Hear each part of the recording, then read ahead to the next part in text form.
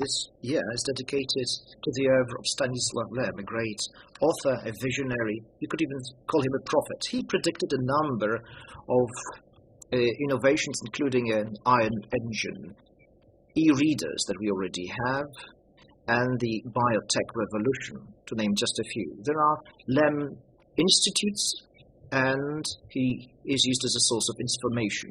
Lem, until recently, had been treated as a fable writer, but it's been changing. On behalf of his family, I had this pleasure to accept an award funded by Brief magazine.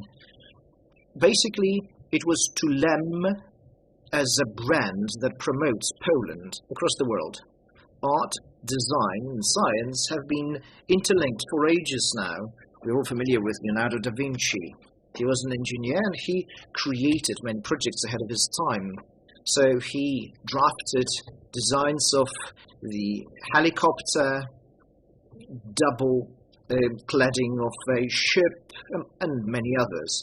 Just a small number of his ideas were implemented in his time. He was a pacifist and a vegetarian. His designs, he would always make mistakes, allegedly, so that his inventions would never be used as weapons and used against his fellow humans. He was not afraid to work, and any difficulties served as encouragement to keep working and to work on even braver projects.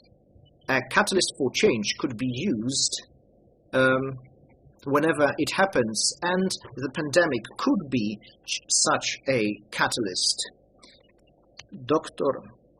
Marnusz Strojny will speak for us now. He is the rector's proxy and he works on technology transfer at the Warsaw School of Economics. Sir, the floor is yours. Thank you very much. Thank you for your invitation. Thank you to Madam President for your invitation. I'm not going to be terribly original, and I'm going to congratulate the organizers of the subject of this conference. So, business reinforced by design. Business comes first, and I'm really happy to hear that. Personally, I believe that IPR, patents, designs, is but a tool that can be used to make economy and businesses grow, so that we as humanity can continue moving forward. Business, economy should come first, and the IPR should be an element in this machine that powers the economy's growth. We are within the walls of the Warsaw Stock Exchange, so it is quite natural that we should deal with a link between two spheres. One, intellectual property rights, and how IPR impacts the value of companies and their bottom line, and how they can be more efficient in terms of business. Especially, I'm addressing the Polish companies here. So I will begin with certain generalities, but I think they will serve as a good introduction to further subjects. A few years back, I participated at a conference. Professor Kuklinski, unfortunately now no longer with us, he said that we are moving from GOD to GOW. So we are moving from this coal-based economy to knowledge-based economy. The acronym works in Polish. So this process has been ongoing. There is no end in sight at this point. In those years that have passed since, quite a lot of things have changed in our economies. Now, what I would like to highlight is the following thing. In modern business, a greater role is played by intangible assets, data, information, knowledge, the so-called intellectual capital.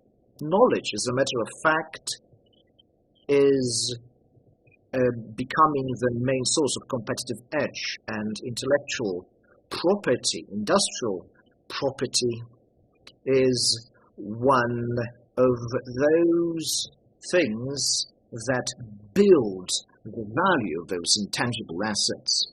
And another important thing that should be mentioned in this context, because we are moving towards the knowledge-based economy, the Fourth Industrial Revolution, these are but a number of names that are used now.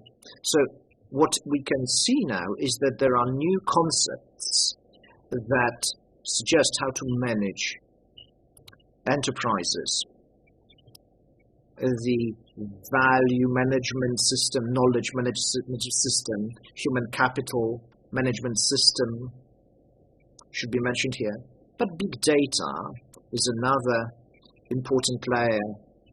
AI, application, process automation, machine learning, and the Internet of Things are among others. And they are meant to better use intangible assets and the information that surrounds us. In this context, we should mention a number of problems that we need to face. Firstly, it is difficult to measure the value of such intangible assets because, as the name suggests, they are intangible in nature. You cannot touch them, you cannot see them, and they tend to be hidden somewhere. They are difficult to identify, not to mention measuring thereof, which is one of the challenges that we are facing. We need to report to our stakeholders and stockholders what we're doing in terms of how we use these assets. So, when it comes to accounting is quite conservative as a field of knowledge, and that means that few changes have occurred since Luca Pacioli introduced double bookkeeping and other basic rules. In the digital economy, in knowledge-based economy, we need to be effective when we are following what is happening to our intangibles, including IPR.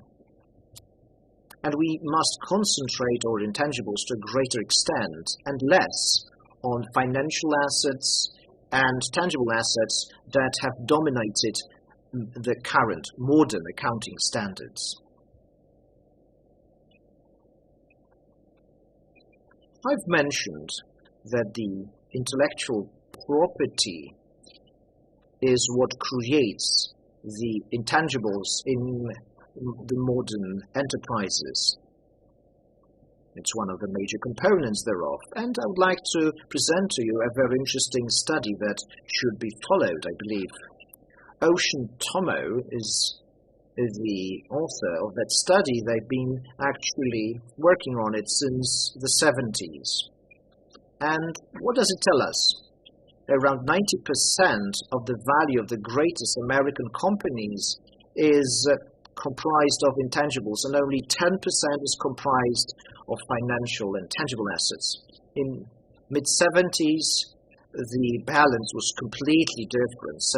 17% were intangibles back then, while over 80% were financial and tangible assets. So this slide illustrates quite well, I believe, how economy has been changing when we are moving towards knowledge-based economy. Now a question: what are intangible assets? There are a number of approaches that you could take, but here I would like to show you what such intangibles consist of. What do you see in the slide? MarpleNet is one of the three biggest companies that specialize in delivering current information on the real license fees and license agreements made across the world. That's what they specialize in. And they analyzed over 10,000 license agreements that have been concluded in recent years. And what we see is three important elements. First are trademarks, 18% of the value of intangibles on average. It's good to mention that the most valuable brand in the world is Apple, which is ahead of Amazon, according to Brand Finance list. $263 billion is the worth of just one of their designs. And relation with clients and the surroundings is another part, a quarter of the total value. And the third one is this, basically, this bag that is called goodwill. So human resources, industrial property, with the exception of trademarks, various technologies, know-how, trade secrets. So this is something that constitutes almost 60% of the intangibles. Now, another thing that has already been discussed by the director. So, EPO and EU IPO did a study, and the sample was quite big, and we're talking about 130 companies that are active in the EU. It tells us that companies that protect their IP get better results, financial results, than the companies that do not protect their IP. Now, when a company has filed at least one category, be it a trademark or an invention or a model or design, their revenue on average is 20% greater than those companies that do not have any IP that they own. So what about industrial design? Here, the discrepancy on average is basically threefold. So those that protect have much better revenues. The biggest gap is when it comes to those companies that protect a bundle of various rights, and here we see 63% greater revenue than those that do not protect their IP. Now, the impact of design on the bottom line. Let me quote two studies here. I believe that they are quite interesting in this context. The first one has been conducted in 10 countries, over 800 respondents participated. What does it tell us? Clients are willing to pay for products that have exceptional design, and they are willing to pay almost 30% more than for similar products that have similar utility, but that are not exceptional in terms of their aesthetics. And the second study, it was conducted roughly 10 years ago by the Industrial Design Institute in Poland. The study shows that clients appreciate above average design and are willing to pay for products that has such a design, and they are willing to pay on average 16% extra. The same study says that a big share of companies in Poland, they believe that it's worthwhile to invest in design, and many others think that exceptional and good design has an impact on sales. And now a bit of statistics, naturally in the context of IP protection. You will probably follow innovation tables, rankings. We are not doing very well, as you know, and IP protection is one of the elements that are included in those rankings. I am not going to show you how we're doing vis-a-vis the old EU countries, but I would like to show you how we're doing as compared to other countries in the region. The slide will be published in the latest report from the Warsaw School of Economics that is going to open the nearest economy forum in Karpacz. So, in absolute terms, the Polish industries file the most. It is due to the size of the Polish economy. What is worth noticing is one element here. Now, the EU industrial designs, the Polish applications make for 63% of all the filings conducted by all of the 12 Central and Eastern Europe countries in 2020, so we are leader here. In other categories, patents, industrial utility models and others, well, there our position is not as strong. Absolute numbers will not show us how efficient given economies are, so we need to look at the number of filings per 1 million citizens.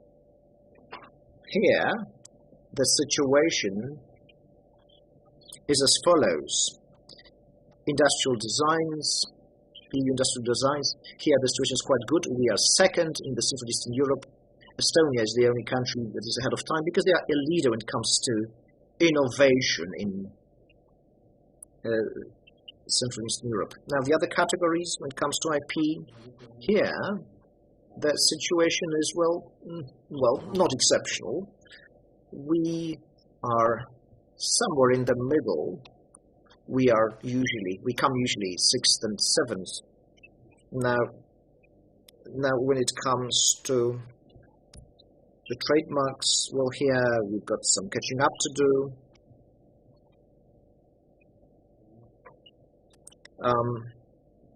Trademarks, a few hundred, while Estonia files 2,000, which is, well, 5 times more. So this is where we need to do a lot of catching up.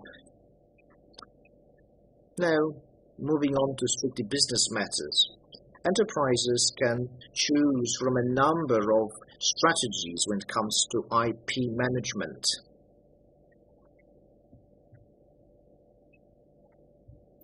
So you can be focusing on costs or revenue. The second strategy is proactive.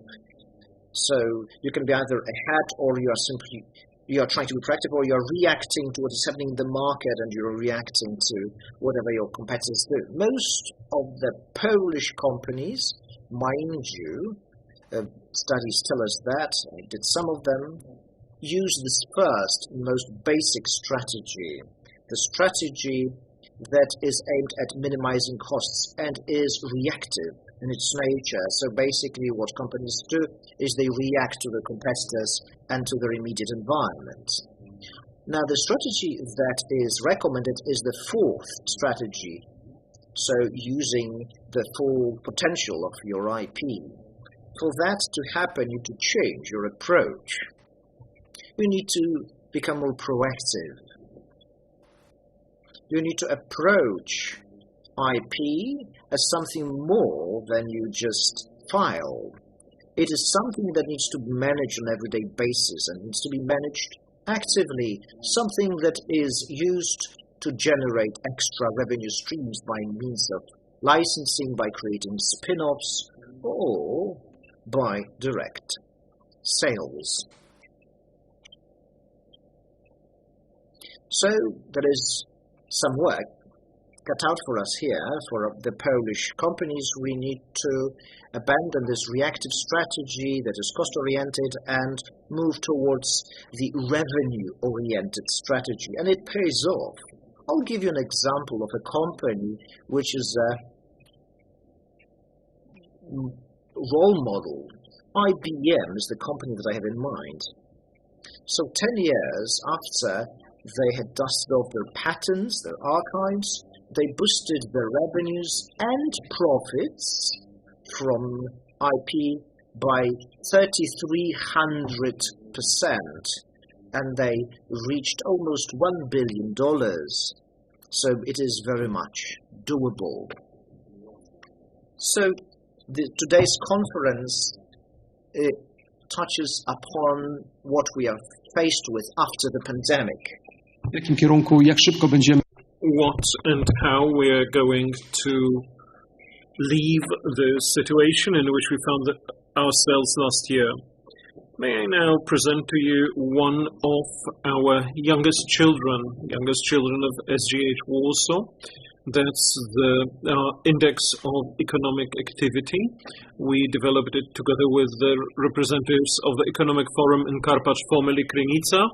This shows how the activity of Polish economy is going to change in the coming 12 months. The first round of this study was conducted in the first quarter 2021, so the results are highly recent. We analyzed 4 variables: revenue, investments, employment, and changes in export. The construction is as such. The values are from +1 to -1. +1 means that all our respondents believe that the economic activity is going to decrease, and +1 means that all the respondents expect that there will be an improvement in the situation. 0 means no change. The total value for business and non-profit sector for the first quarter 2021 is 0.06, which means very moderate but still optimism in economy. We were in the peak of pandemic running this test. That was in January, that was in February. So the results that we're presenting to you show a certain optimistic outlook, but for business it's even better because it's 0.13. Let's see what it looks like from the point of view of individual parameters that we consider. About 1/3 of the businesses that we've researched expect better revenue, export and investments. About half of them, so every other one, expect that the situation is not going to change. Investment and employment are going to be like in the previous 12 months, but there are more or less 1/5 of the respondents who expect some drops here. To wrap up, the role of intellectual property, including also this industrial design, will be growing. This is connected to the changes I discussed in the beginning, the development of knowledge-based economy, digital economy, and also the growing role of intangible assets in businesses. What we should be doing, we should not only be protecting intellectual property, but also manage it actively in our daily practice. This results from market research. This results from the benefits that management of intellectual property ensures. Madam President mentioned legal protection against counterfeit and protecting legal rights. That's the obvious issue, but also tax. Using the IP box mechanism lets you have 5% taxation on your revenue, so it's a very low tax, and I believe it is a powerful incentive to encourage intellectual property protection. Also, the small act on IPR protection, that's not the official name of the act, means that if you contribute intellectual property to a company, you are not taxed on that. This means that we may not only consider IPR as part of costs, but contribution of it to a company does not entail any tax costs. Financial benefits that we've discussed, and also ones that I have presented in my presentation, means that there is a translation into higher revenue and lower costs, and also higher rates of return on the invested capital. Let's not forget these. In the business dimension, we have more efficient innovation management, technology management, more effective takeovers and mergers, and building the value of our businesses. These are just a handful of such benefits. Now, closing, in the context of effective management of industrial property, a story that you, at least some of you, have heard. In 1998, Volkswagen took over the assets of Rolls-Royce and Bentley. And the transaction, $900 million, and one small error, Volkswagen experts did not notice that there was no right to the trademark. So they couldn't sell and produce Rolls-Royce cars because they had been taken over several months earlier by BMW. And that's the best example how you can really be floated down the drain if you disregard the issues connected to intellectual property. That's all what I've had to tell you. Thank you very much for your attention, and I wish you a very fruitful day.